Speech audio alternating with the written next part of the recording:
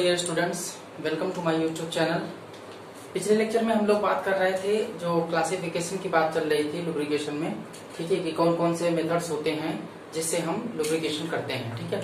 तो उस मेथड्स में जो सबसे पहला आपका था वो ग्रेविटेशनल फीड का था।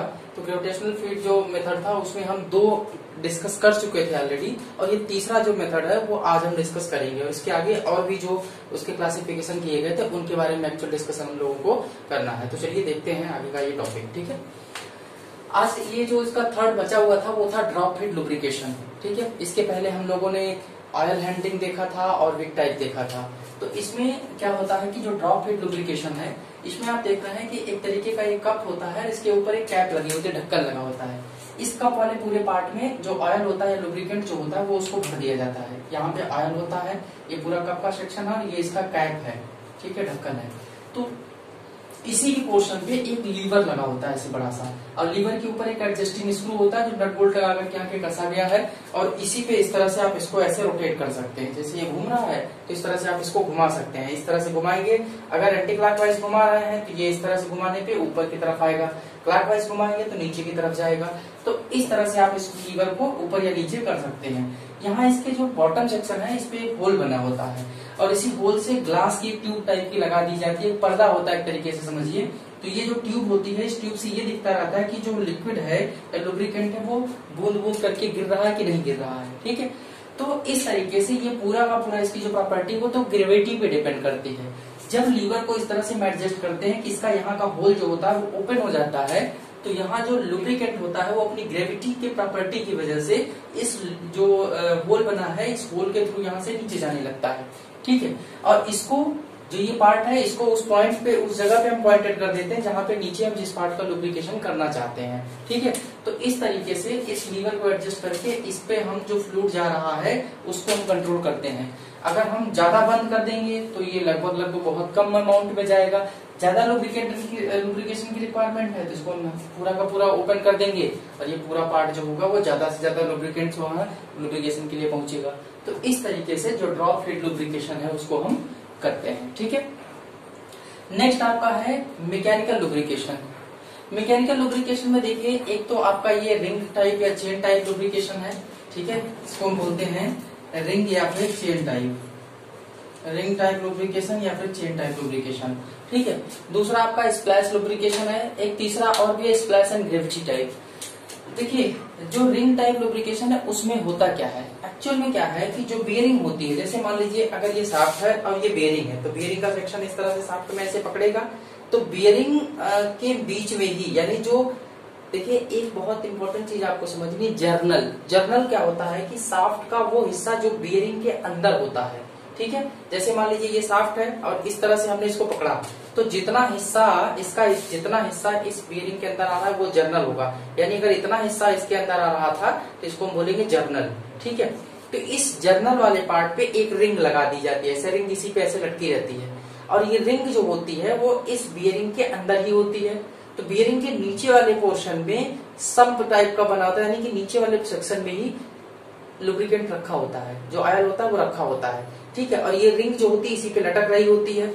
तो लटकने वाली रिंग देखिए, ये पोर्शन है इसका, और इसको इस तरह से बनाया गया होता है कि ये रिंग जो है इसी शाफ्ट पे लगी है, और ये बियरिंग का जो सेक्शन है, इसी बियरिंग के सेक्शन पे ये रिंग लटकी होती है। तो रिंग का जो लटका हुआ पोर्शन होता है, हैंगिंग पोर्शन होता है, वो लुब्रिकेंट में जाके डिप करता है, और डिप करने के बाद ऐसे उठा के फेंक देता है इस लुब्रिकेंट को। तो इसकी वजह से जितना हिस्सा जर्नल का उस बियरिंग के अंदर है, वो पूरा का पूरा हिस्सा हमेशा लुब्रिकेशन उसका होता रहता है।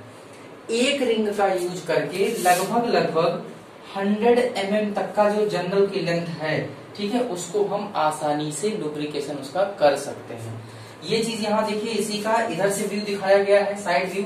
जैसे ये लगा हुआ है तो इधर से जब आप इसको देखिए, यहाँ से सामने से हम देख रहे हैं, ऐसे कट कर दिया जाए, जैसे ये लगा हुआ है, ये शाफ्ट है, ठीक है, ये आपकी बेयरिंग है, इसको आप सामने से ऐसे कट कर दीजिए, ऐसे कट करिए, तो ये हिस्सा हमें ऐसे दिखाई देगा। लेकिन जब इस हिस्से को हम यहाँ से देखेंगे साइड से, इधर साइड से, तो ये हिस्सा हमें ऐसे दिखाई देगा। और ये जो रिंग का पोर्शन है, यही रिंग है, और इसके नीचे वाले पोर्शन में पूरे में यहाँ पे आपका लुब्रिकेंट भरा होता है। तो जब ये रिंग का पोर्शन लुब्रिकेंट में डिप होता है, इसके बाद उठा के फेंकता है, तो यहाँ बियरिंग और शाफ्ट के बीच का जितना पोर्शन होता है वो आसानी से लुब्रिकेशन इसका होता रहता है।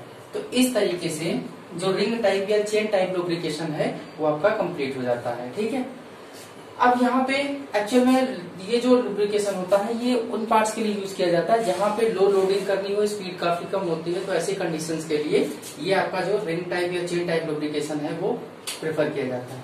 नेक्स्ट आपका इसी में है स्प्लैश लुब्रिकेशन। स्प्लैश लुब्रिकेशन में क्या होता है कि ये पूरा पोर्शन आप देख रहे हैं, ये सिलेंडर है, इसमें एक पिस्टन लगा हुआ है, कनेक्टिंग रॉड के थ्रू ये जुड़ा हुआ है, यहाँ से एक क्रैंक लगी है, क्रैंक जो है वो क्रैंक शाफ्ट से जुड़ी होती है।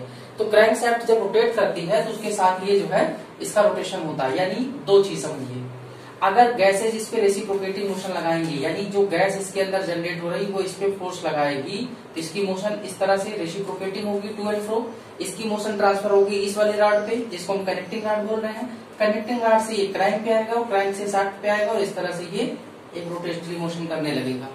तो इसकी रेसिप्रोकेटिंग मोशन एक रोटरी मोशन में कन्वर्ट हो रही है। होता क्या है कि ये जो पूरा पोर्शन होता है इसके नीचे एक सम्प बनाया जाता है और इस सम्प में एक रिजर्वायर होता है ये। ठीक है, रिजर्वायर का मतलब एक ऐसी जगह जिसमें हम कोई चीज रख सकते हैं। तो इस रिजर्वायर में हम ऑयल या लुब्रिकेंट जो है वो रख देते हैं। तो इसका ये वाला जो हिस्सा होता है, ये हिस्सा जब इस लुब्रिकेंट के अंदर आता है और डिप होता है तो यहाँ से लुब्रिकेंट को उठाता है, जैसे उसमें उसके कांटेक्ट में आता है, इसको उठा करके उछाल देता है, स्प्लैश करता है। तो उछालने की वजह से ये पूरा लुब्रिकेशन का जो पार्ट होता है, ये इसकी रिंग वाला पार्ट, इसकी जो क्रैंक शाफ्ट है और यहाँ पिस्टन सिलेंडर के बीच का जो पार्ट है, इसकी जो बियरिंग होती है, ठीक है, पिस्टन पिन बियरिंग, ये सब के सब पार्ट जो होते हैं वो इसी वाले लुब्रिकेंट से इसका पूरा लुब्रिकेशन हो जाता है। तो आप सोच रहे होंगे कि इसको उठा के फेंकता है तो इधर उधर बाहर नहीं गिरता, भैया ये स्ट्रक्चर जो होता है वो पूरा का पूरा ऐसे बंद होता है। ठीक है ना, इस तरह से ये पूरा स्ट्रक्चर बंद होता है। तो जो भी आप लुब्रिकेंट उठा के फेंकेंगे तो वो केवल इसके इस पोर्शन में ही जाता है, जो सिलेंडर और पिस्टन का पोर्शन होता है इसके अंदर ही जाता है। तो इस तरह से पिस्टन पिन और पिस्टन पिन बियरिंग और पिस्टन सिलेंडर, इन सब की वॉल और ये आपका जो क्रैंक शाफ्ट है, इन सब का लुब्रिकेशन आपके इसी वाले पार्ट से हो जाता है। तो सीधी बात यही है कि ये यहाँ से स्प्लैश करता है, हर बार आएगा, जितनी बार ये घूम के यहाँ पहुंचेगा इसी में डिप होगा, यहाँ से लुब्रिकेंट्स उठाएगा, उठा के स्प्लैश कर देगा। तो पूरे पार्ट जो होंगे वो इसी से इसका लुब्रिकेशन हो जाता है। ठीक है, ये तो हो गया स्प्लैश लुब्रिकेशन। अब हम बात करते हैं फोर्स्ड लुब्रिकेशन की। फोर्स्ड लुब्रिकेशन का मतलब है कि फोर्स लगा करके लुब्रिकेंट्स को किसी लुब्रिकेशन करने वाली जगह पे भेजा जाएगा। ठीक है, बिना फोर्स के वो नहीं जाएगा। इसके लिए बेसिकली हम क्या करते हैं, ऑयल पंप यूज कर सकते हैं, ठीक है, गीज गन यूज करते हैं और भी तमाम चीजें हैं हमारे पास जिससे हम उसको प्रेशराइज करके ले जाकर के उस पार्ट तक पहुंचाते हैं इसको जिस पार्ट पे हमें इसका लुब्रिकेशन करना है। ठीक है, तो यहाँ पे देखिए ड्राई सम्प लुब्रिकेशन है। अच्छा, फोर्स्ड लुब्रिकेशन वहां यूज किया जाता है जहां पे बहुत हाई पावर ट्रांसफर करनी होती है, खास करके ऑटोमोबाइल सेक्टर जो होता है उसमें आपका फोर्स्ड लुब्रिकेशन यूज होता है। ठीक है, दूसरी बात ये है कि ये जो पोर्शन आपका है ये बहुत ही हाई प्रेशर बियरिंग जहां भी यूज होती है उनके लिए भी आपका ये फ्री फोर्स्ड लुब्रिकेशन ही यूज किया जाता है। तो फोर्स्ड लुब्रिकेशन में अगर क्लासीफाई करेंगे तो दो चीजें आ रही हैं, एक तो है ड्राई सम्प लुब्रिकेशन और दूसरा है वेट सम्प लुब्रिकेशन। तो ड्राई सम्प लुब्रिकेशन जो है वो किस तरीके से काम करता है ये हमें देखना है। यहाँ एक ड्राई सम्प होता है, सम्प का मतलब है कि एक जगह होती है, एक हौज होती है जहाँ पे बहुत सारा लुब्रिकेंट रखा होता है। अब इस लुब्रिकेंट के बाहर एक देखिए ऑयल पंप लगा होता है। ठीक है, यह एक तरीके का स्पंजर होता है ये, ठीक है, जिसका काम होता है कि यहाँ से ऑयल को ड्रॉ करना। अब ये क्या करेगा, यहाँ पे एक स्टेनर लगा है, स्टेनर का काम ये होता है कि इसके अंदर जो भी बेकार की इम्प्योरिटीज होती हैं, फालतू चीजें होंगी जो फ्लोट करती रहती हैं, जो उसके अंदर बेकार इम्प्योरिटीज हैं, वो सबको यहाँ पे स्टेन कर लेगा, रोक लेगा। जो ऑयल होगा वही केवल इसके अंदर आएगा। फिर फर्दर ये फिल्टर में जाता है। फिल्टर का काम होता है कि बिल्कुल ही फाइन कोई भी पार्टिकल्स होगा उसको वो यहाँ रोक लेगा। ठीक है, और केवल प्योर ऑयल आगे बढ़ेगा। अब ये चूंकि जो ऑयल होता है उसको यहाँ पे एक ऑयल कूलर लगाया जाता है। इस ऑयल कूलर का काम होता है कि इस ऑयल को ऑलरेडी कूल कर देना। ठीक है, यहाँ पे इस कूलर के लिए इसके चारों तरफ या तो एयर या फिर हम वाटर का यूज करते हैं, जो इसकी जो हीट होती है उसको एक्सट्रैक्ट कर लेती है, खींच लेती है। अब फर्दर जो ऑयल होगा वो आगे बढ़ेगा और ये आगे बढ़ करके मेन जो सप्लाई है उससे होता हुआ यहाँ पे आता है सप्लाई टैंक में। ठीक है, जब ये सप्लाई टैंक में आएगा तो यहाँ इकट्ठा होता है, यहाँ एक दूसरा ऑयल पंप लगाया जाता है। अब ये दूसरा ऑयल पंप जो लगा होता है ये यहाँ से इसको विड्रा करेगा और इसका प्रेशर बहुत हाई कर देता है और हाईली प्रेशराइज इस ऑयल को ये फर्दर लुब्रिकेंट को वहां भेजता है जहाँ पे इसकी लुब्रिकेशन करने की रिक्वायरमेंट होती है, जैसे मेन बियरिंग्स हैं या जो उसके क्रैंक्स लगे होते हैं, ठीक है, उन सब में लुब्रिकेशन के लिए यहीं से ही ये इंजन के डिफरेंट डिफरेंट जो पार्ट्स होंगे वहां से इसका लुब्रिकेशन होता है। लुब्रिकेशन के बाद जितना का जितना ऑयल होता है वो वापस फिर से संप में गिर जाता है, और चूंकि वो लुब्रिकेट करने के बाद लुब्रिकेशन करने के बाद आता है तो यहाँ पे इम्प्योरिटीज भी रहती हैं, इसलिए इसमें जब गिरता है तो ये इम्प्योरिटीज फिर से वापस छनती है और यही साइकिल ये पूरे सिस्टम में चला करती है। तो इस तरह से ये डाई सम्प लुब्रिकेशन आपका हो जाता है। ठीक है, नेक्स्ट आपका है वेट सम्प लुब्रिकेशन।